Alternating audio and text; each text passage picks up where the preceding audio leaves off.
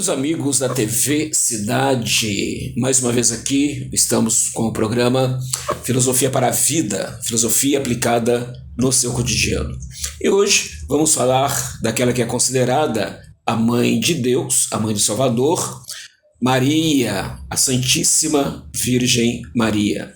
E para falarmos sobre Maria, nós temos aqui ela, que é graduada em Teologia pela Deoniana, fez seu mestrado na PUC do Rio de Janeiro, também doutorado, e agora já caminha para o pós-doutorado, também na PUC do Rio. Ela também participa, ou é membro integrante da Associação Brasileira de Mariologia, e, atenção, vai estar saindo aí um livro publicado por ela, pela PUC do Rio, porque a sua tese de doutorado foi uma tese premiada. Temos aqui, com alegria, a presença da nossa querida Márcia Miné, que está aqui hoje para nos ajudar a nos aprofundarmos um pouco mais na pessoa de Maria. Márcia, boa tarde, seja bem-vinda. Uma alegria a sua presença hoje aqui conosco. Obrigada, Padre Gil. Quero agradecer o convite de estar aqui e é uma alegria muito grande poder encontrar espaços onde possa falar um pouquinho sobre Maria. É uma fé que vem do cotidiano, como você bem coloca aqui, mas que é sempre muito gratificante poder conversar um pouquinho, sobre ela. Então, agradeço imensamente o convite. Amém. E para começar, vamos já fazer aquela pergunta que todo mundo fica curioso, quer saber. Como essa fé em Maria entrou na sua vida? Olha, Padre Gil, na verdade, eu até trouxe um livro aqui, que é do Padre Alexandre Auí, onde ele entrevista o Papa Francisco. É uma entrevista que o Papa Francisco concedeu ao Padre Alexandre Auí, e o Papa Francisco fala uma coisa muito interessante, que é essa palavrinha aqui: ela é a minha mãe. E só uma coisa, Márcia, bonita, a capa do livro é quando o Papa esteve no Brasil, em Aparecida. Em Aparecida, não é verdade? Ele deu essa entrevista para o Padre Alexandre Auí. Então, assim, na verdade, para mim, respondendo a sua pergunta, como que surge na minha vida? Na verdade, surge da própria devoção, como o Papa Francisco bem coloca aqui. A nossa fé mariana, ela vem da nossa experiência com a nossa família. A nossa fé em Maria nasce da onde? Aqui Papa Francisco fala que a fé devocional dele, Maria, nasce da partir da avó Marta, que é a experiência dele com a sua avó, que era muito mariana, que tinha as suas devoções de entregar flores para Maria, rezar o terço, o rosário. Então, a gente entende que a nossa fé em Maria já vem da nossa própria família, dos nossos avós, dos nossos pais, da catequese. Então, é uma coisa que nasce da família. Então, comigo também foi assim. E, evidentemente, que desse lugar vai para a própria reflexão, sobre a nossa fé. E isso vem junto com a vida. Então, eu, como mulher, como mãe, como esposa, como avó, e também como teóloga, vou descobrindo aos poucos esse discernir, essa teologia que tem pulso, que como Maria, pode-se dizer que Maria é a primeira teóloga porque ela faz o discernimento de dar o seu sim, A gente pode dizer que o sim de Maria primeiro nasce no seu coração, para depois refletir na encarnação do Verbo de Deus em seu ventre. Todos nós fazemos também essa mesma caminhada de discernimento. Esse mesmo percurso. Então, foi da minha experiência como mãe, da catequese das crianças, como líder da pastoral da criança, como guia da oficina e oração e vida do Frei Inácio Larrañaga, que me levou para a teologia. Então eu fiz o primeiro curso de teologia, Padre Gil, foi em 98 e 99, quando ainda não existia a faculdade deoniana. Então eu fiz um curso para leigos de 2 anos e já me encantei pela teologia. E na teologia, evidentemente, a Mariologia é uma disciplina, é uma reflexão teológica sobre Maria, que a gente também tem como aprofundar no curso de teologia, que isso é muito bom. E aí foi nascendo essa identificação já como mãe, e entendendo o lugar de Maria como mãe de Cristo, e quanto isso reflete também na nossa vida de fé em Cristo, e tudo isso foi crescendo. E aí eu fui para a faculdade deoniana, você foi meu professor de comunicação, foi em 2002 a primeira turma de teologia na faculdade deoniana, e a primeira vez também, eu acredito Padre Gil, que foi a participação de leigos e leigas, como teólogos, estudantes de teologia, junto com os seminaristas, e eu sou dessa primeira turma. Então eu fiz 4 anos de teologia, aqui na Faculdade Deoniana e trabalhei na defesa, na trabalho de conclusão de curso. Eu já trabalho sacerdócio comum dos fiéis, povo de Deus. Maravilha. Então eu já entendo essa dimensão do meu lugar, de povo de Deus, do sacerdócio comum dos fiéis, e começo a fazer esse discernimento, e essa reflexão me leva para o mestrado, aonde eu trabalho então o protagonismo do laicato no Concílio Vaticano II, antes do Concílio Vaticano II, no Concílio Vaticano II e nas conferências episcopais latino-americanas. Tudo o que se fala sobre o protagonismo dos leigos. Do leigo, o lugar do leigo na igreja. É o lugar da onde eu estou. De batizada. Batizados e batizadas em Cristo, todos nós. O sacerdócio comum dos fiéis. Aí eu lembro, Padre Gil, que eu trabalhei já no meu TCC, uma passagem de Santo Agostinho, que a gente vai estudando teologia, vai entendendo melhor, onde ele fala assim: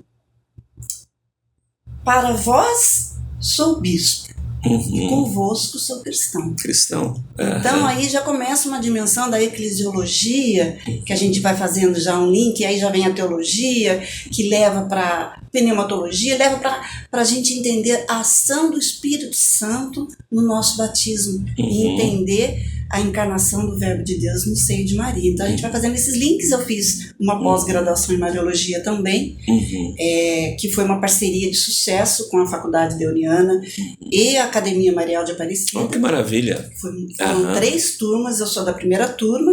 Depois eu fui convidada a ser coordenadora do curso, passei a coordenar o curso. Foram 3 turmas de mariólogos e mariólogas formados em pós-graduação em Mariologia pela Faculdade Deoniana e Academia Marial de Aparecida. E lá no curso de pós-graduação em Mariologia, eu descobri um livrinho pequenininho, não sei se você conhece, Padre Gil, que é do Clodovis Boff, que fala do cotidiano de Maria de Nazaré. Que maravilha! Aí eu comecei a fazer um link, compreender. Se encantar.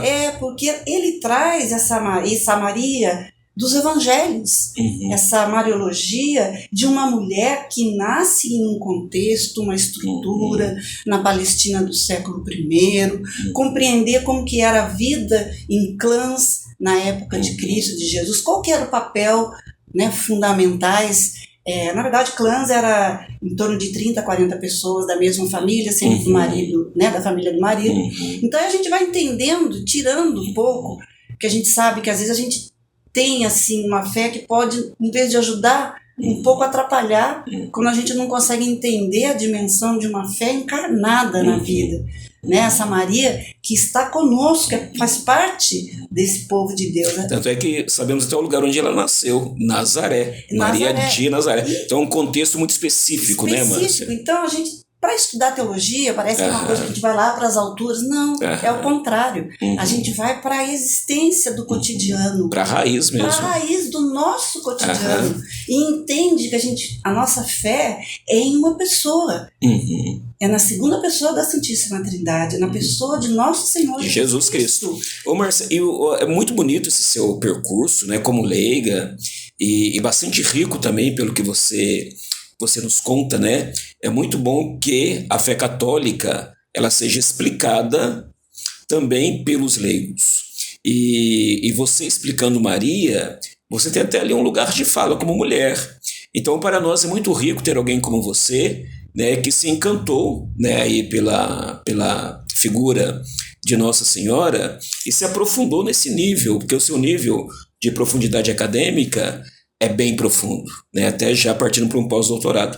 Então você é fundamental para nós. E os padres da igreja, Márcia, eles fazem uma analogia muito bonita que nos lembra da intercessão de Maria. Eles dizem assim: Jesus Cristo é o sol, Maria é a lua. Então Maria ela não tem luz própria, como a lua também não tem luz própria. A luz da lua ela vem do sol. Mas eles dizem, quando nos problemas da vida, naqueles momentos de dificuldades, em que o sol desaparece, e a pessoa está na noite, a pessoa se guia pela luz da lua. Então, em certa maneira, em alguns momentos na vida, a gente confiando na intercessão de Maria, nós também guiamos pela luz dela, né? Como é que você, nos seus estudos, vê essa intercessão de Nossa Senhora? Exatamente no mesmo lugar que é onde eu parei, né? Que aí continua. Aí eu encontrei ali, a partir desse lugar, do cotidiano de Maria de Nazaré, a gente entende melhor o nosso batismo. E aí, como leigos, cristãos, leigos e leigas, batizados em Cristo, na nossa devoção em Maria, a gente consegue até compreender a nossa também colaboração e cooperação com a redenção do único Filho de Deus, que é filho de Maria. E ela sempre aponta para ele. Então, né? Maria sempre aponta para o Filho. Sempre aponta para o Filho. E aí a gente avança na reflexão, que foi o que me conduziu para desenvolver, já na tese de doutorado, uma teologia mariana do laicato. Que maravilha. E aí eu coloco como a identidade cristã do laicato, à luz do rosto mariano da igreja. Então, uma teologia mariana do laicato, para mim, responde essa questão.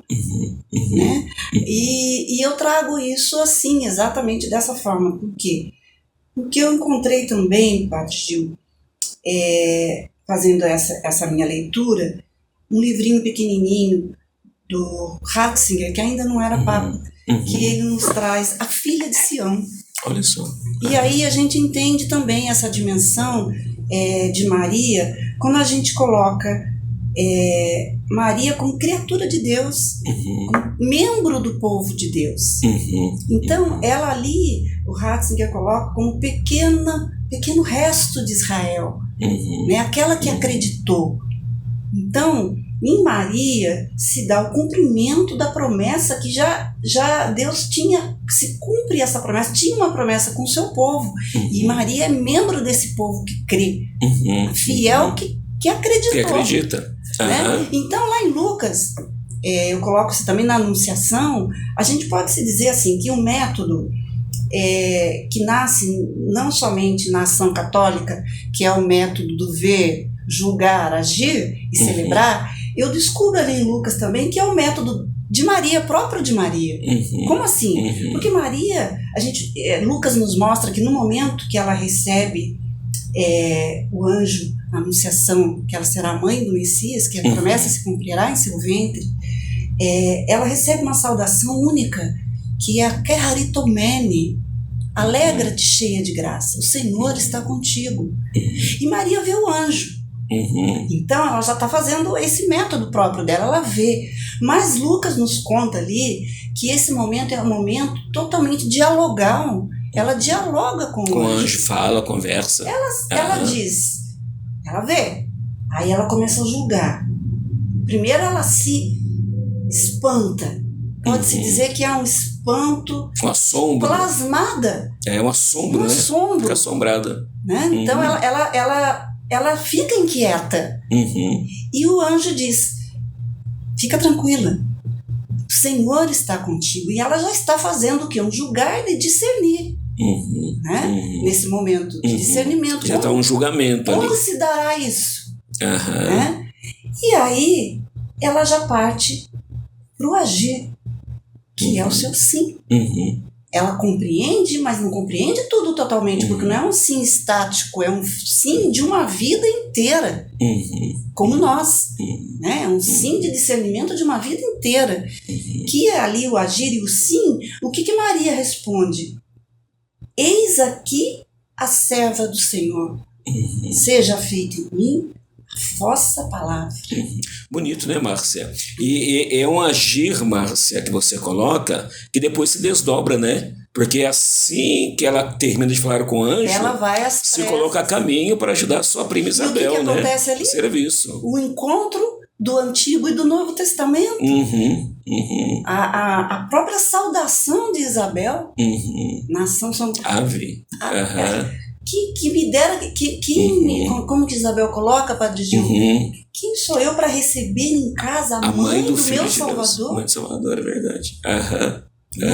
E Maria está ali As duas, ela grávida de João, né? Isabel grávida de João e Maria grávida de Jesus. E João Batista que dança no ventre de Isabel, então, ali né? é o encontro Saudando na Jesus. ação do Espírito Santo, pode-se dizer, do antigo e do novo, é o encontro do novo que vem nessas duas mulheres. E onde que acontece esse encontro? Na casa de família. De novo na família, né? Acontece no ventre de duas mulheres. Acontece dentro da cozinha, como diz Santa Clara, entre as panelas. Talvez por isso, bonito, Márcia, talvez por isso o povo se sente tão identificado com Maria. Exatamente. Tem a peça O Alto da Compadecida, Sim. que nós até apresentamos lá na Faculdade Deoniana esse ano.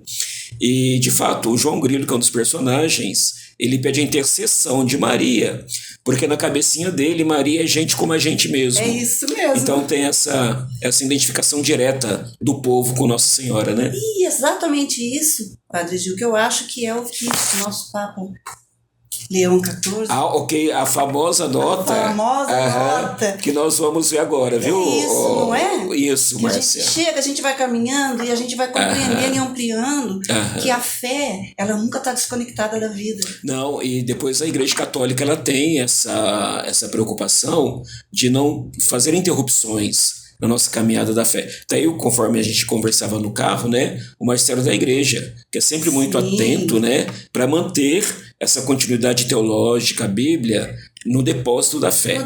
E aí, nós vamos falar então da nota, Márcia, para o nosso, quem nos acompanha entender. No dia 7 de outubro, o Dicastério para a Doutrina da Fé publicou uma nota, né, assinada pelo Papa Leão XIV, sobre, vou até ler aqui, uma nota doutrinal sobre alguns títulos marianos referidos à cooperação de Maria na obra da salvação. E nessa nota, o Dicastério deixa bastante claro que Maria, ela é cooperadora na obra da salvação e não corredentora. Então temos aqui a Márcia, que vai nos ajudar a entender um pouco isso. Na verdade, não é tão complicado para a fé cristã, né? Porque a gente tem, às vezes, Padre Gil, a impressão de, como se você falou do magistério, a gente nunca pode esquecer do tripé da nossa fé, que é a palavra de Deus, a tradição e o magistério, uma igreja a serviço da fé do povo fiel. Perfeito. Então, a gente consegue compreender aqui esse esforço do magistério em nos auxiliar e caminhar conosco no nosso caminho de fé. E é justamente isso que a gente vê aqui nessa nota. Porque aqui a gente entende aqui dessa nota, como se diz, corredentora. Eu acho que aqui a nota apresenta que é um termo que pode, às vezes, não ser muito claro. O que não traz implicação diretamente com a fé, mas ilumina quando a gente usa o termo mais adequado. Cooperadora. Por que cooperadora? Porque ela é criatura de Deus como nós. Né? Pelo próprio tudo que nós conversamos aqui, a gente entende muito bem isso. Houve antes do Concílio Vaticano II, né? Houve uma linha que procurou, que a gente chama de maximalismo, que colocou Maria muito distante de nós. Maria quase como uma deusa. Né? E o Concílio Vaticano II resgata essa dimensão quando coloca o capítulo 8 na Lumen Gentium sobre Maria. Né? O lugar de Maria, da Virgem Maria, Mãe de Deus, no mistério de Cristo e no mistério da Igreja. Então, o Concílio Vaticano II é esse esforço do magistério de trazer à luz o próprio Evangelho. Né? Então, é a palavra, a tradição e o magistério. E aqui, o que o Papa está querendo trazer para nós, nosso Leão XIV? Ele quer trazer a Mater Populi Fidei. A mãe do povo fiel. A mãe do povo fiel. Aquela que colabora, aquela que coopera para que a encarnação de Deus seja possível em seu ventre. Maria é a mãe do Filho de Deus, mas ela também é filha, porque ela é criatura de Deus, filha de Sião. É aquela que acreditou. Então, tem uma parte, Padre Gil, que eu gosto muito, quando diz assim: é o sim de toda a humanidade no sim de Maria, que se encontra com o sim de Deus, porque é desejo de Deus estar conosco. Nos salvar. E nos salvar, mas ele conta com a colaboração humana porque ele quis assim, né? E é isso que é a nossa missão hoje também, na ação do mesmo Espírito, no batizados em Cristo na igreja, porque ele é o único sacerdote. Não é? A nossa fé, como eu disse, é uma fé encarnada. Então, nosso sacerdócio como um dos fiéis no nosso batismo, na ação do mesmo Espírito, a gente entender que não se rompe, é uma continuidade dessa ação. Com certeza. E esse discernimento aqui sobre essa nota vem ajudar muito. Até nesse livro que vai acontecer aí, né? No seu livro. Eu já coloco. Eu acho uma parte muito importante desse documento, se eu posso Pode, com certeza. Eu trago aqui desse olhar, né, para essa teologia mariana do Laicato, o ponto principal que eu acho que o Papa está querendo nos ajudar é nessa nota. É do dicastério, né? Essa nota. Mas assinada pelo Papa, né? Então tem. Papa. No número 76, ele coloca Mãe do Povo Fiel. Ele coloca Maria, a primeira discípula e a mãe.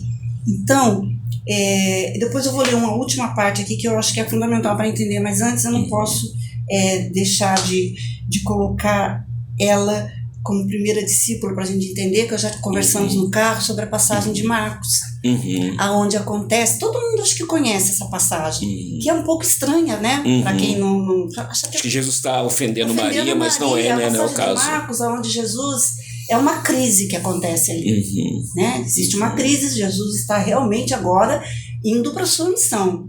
Eu estava até achando que ele estava meio, né, desmiolou, né? A família foi resgatada. A família vai resgatar, que eu acho que ele perdeu o juízo.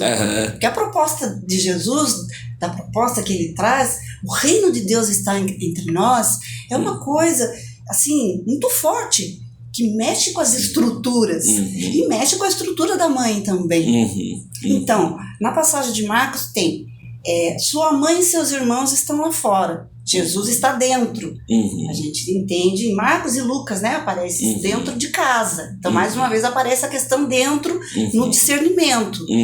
E aí Jesus responde: quem são minha mãe e meus irmãos? É todo aquele que faz a vontade do meu Pai. Mas Maria está no grupo de fora. Então, Mercedes Navarro, que eu falei para você, ela faz um discernimento muito interessante sobre isso. Porque ela fala que... E Elizabeth Johnson também, com a nossa primeira irmã, ela traz também no seu livro esse processo de discernimento forte de Maria, porque Maria não tinha uma Bíblia na mão para saber tudo pronto, ela foi discernindo na fé. Discernindo na fé. E na vida. Na esperança, né? Discernindo os sinais de Deus na própria vida. Então, ali em Marcos, Jesus está indo para a sua missão. E ali, Lina Boff coloca uma coisa muito importante. Maria também está fazendo esse discernimento. Não é só do momento da anunciação, caminha até os pés da cruz. Até os pés da cruz. Sobretudo, e Pentecoste. Sobretudo aos pés da cruz, né? Aos pés da cruz. Onde não tinha mais nenhuma esperança, né? Exatamente. Então ali, Maria, ela abre mão do seu lugar de mãe biológica e passa a ser seguidora do seu próprio filho Jesus. Olha. Porque a partir daquele momento em Marcos, Jesus sai em sua missão e Maria segue com ele. Que maravilha. Tem os que ficaram de fora. É evidente que tem. Mas Maria é parte do grupo que faz esse discernimento e nesse sentido o documento de Aparecida depois engrandece isso muito mais. Maria como primeira discípula missionária. Que maravilha, Márcia. E quem sintetiza isso muito bem, você trabalha com ele, é o Padre Zezinho, né, que uma das suas canções belíssimas, chama Maria de Primeira Cristã. Né, então é fundamental. Márcia, a prosa tá uma delícia, poderíamos ficar aqui a tarde inteira conversando sobre a nossa mãe, nossa querida Mãe Maria, mas nosso programa já está caminhando para o final, e eu só queria que você nos ajudasse a compreender mais, né, já que o título da nota é A Mãe do Povo Fiel, então vamos falar mais um pouquinho de Maria como mãe. Né, lá nas bodas de Caná, em João, Jesus ele chama Maria de mãe 3 vezes. O Evangelho se refere a Maria como mãe 3 vezes, né, dizendo que a mãe estava presente, a mãe disse aos servos e a mãe disse a todos nós. Então, né, é inegável que na Sagrada Escritura Maria é colocada como a mãe do Senhor. Depois, um ponto que você já nos lembrou, aos pés da cruz, essa entrega que Jesus faz também da mãe. Ele não fala Maria, ele não fala mulher, ele fala mãe. Então, nos ajude a compreender um pouquinho essa intuição que já está desde sempre no coração do povo de Deus, que Maria é a nossa mãe, que Maria é a mãe do povo fiel. A mãe do povo fiel. Padre Gil, essa passagem que você bem falou agora, da boda de Caná, a gente entende Maria já como uma intercessora. Ela sente as nossas faltas. Tanto é que ela vai até Jesus e diz, eles não têm vinho. E Jesus responde, sabes que ainda não chegou a minha hora? Mas ela não fica esperando. Ela é uma mulher cheia de atitude, né? Uhum. Aquele silêncio que é um silêncio ativo. Então, o que ela faz? Ela diz para seu filho da falta. Ela está tão próxima de nós, nossa mãe, mãe de Cristo e mãe da igreja, que ela sabe das nossas faltas. Eles não têm vinho. E aí Jesus se afasta para fazer o seu discernimento e fazer o seu pedido ao Pai, que Ele é o único intercessor e redentor da humanidade toda, né, com Deus. Ele é a segunda pessoa da Santíssima Trindade. Intercessor por excelência. Por excelência. Então, o que acontece ali? Maria não fica ali esperando nada. Ela é uma mulher de atitude. Né? Ela sai expressa de Isabel, sim, faça em mim a sua palavra e vou. Né? A gente volta lá para ver julgar, agir e celebrar o canto do Magnificat. E aí Maria diz, vai até os serventes, ela não vai até os noivos, porque ela não quer atrapalhar e nem inquietar a festa. Já vai direto para resolver o assunto. Vai direto para resolver a questão. Ela vai aonde? Os serventes. Ela sente a falta, ela intercede e ela vai até fazer tudo o que meu filho vos disser. Meu filho vos disser. E eles enchem as talhas de água e a hora que o milagre se dá, a água é transformada em vinho. Por quê? Porque as talhas estavam cheias, né, gente? Porque se as talhas estivessem vazias, como que ia acontecer o milagre? Aí, mais uma vez, é sempre um Deus que conta com a colaboração de toda a humanidade, e Maria, aquela que intercede como mãe de Cristo e mãe da igreja por todo o povo fiel. Que maravilha, ô Márcia. Muito obrigado aí pela sua presença no nosso programa Filosofia para a Vida, e é o meu estímulo aí para você continuar com as suas pesquisas, né, com as suas investigações, porque, de fato, né, é um conteúdo muito pertinente para nós hoje, né, principalmente vindo de uma teóloga, né, esse ponto de vista feminino, para que possamos compreender também a nossa fé, é de fundamental importância. Então, continue sempre. Obrigada. Posso falar só da parte Pode sim. No terceiro capítulo da minha tese, eu trabalho, para chegar a essa teologia mariana do Lecato, eu trabalho o rosto mariano da igreja. E aqui eu encontrei uma coisa muito bonita nessa nota, que é o número 77. Posso falar? Pode sim.